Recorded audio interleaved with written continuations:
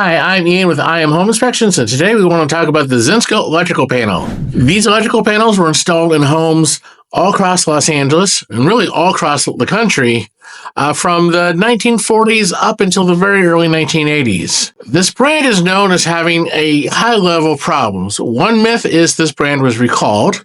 There is no recall. There's no government entity that says these panels must be replaced. However, home inspectors have long since recommended they do be replaced or at least looked at. Let's see why. Zinsco panels are easily identified by their very colorful breakers and the shape of the breakers. They have a very distinctive shape. Now we're going to remove the dead front cover. Now, anything I'm about to do not do with a live panel. This panel, as you can see, is disconnected from a house. This is now merely a prop donated to me by Kenny Berry. It has been removed from a house and is not hooked up to any power supply. So we're going to take off the dead front cover.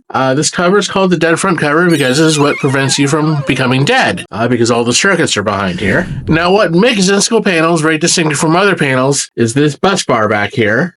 These two bars they power the electricity to all the breakers down here. Now, what happens is these bus bars, because of the way they're made, they corrode onto the breakers. And if we remove this breaker, which I've partially removed already, what happens is the breaker corrodes onto the bus bar. If the breaker starts to overheat or sense a power surge, they don't turn off like they're supposed to because it's corroded on there and the power just keeps flowing and the breaker overheats and that can lead to a fire. The other issue that I have seen, sometimes the breaker does trip, but the lever doesn't break. And so you think there's power going through it when there's not, and that becomes really confusing. The main issue with these panels is they are considered to have a high rate of failure. The only time myself or anyone on my crew has been shocked on a job, a Zinsco panel has been involved. The biggest issue is insurance companies do not like these panels. Insurance companies are starting to say we're no longer going to cover homes that have these panels installed due to their potential high rates of failure. So that is the real issue, is insurance companies, not the government, say they need to be replaced.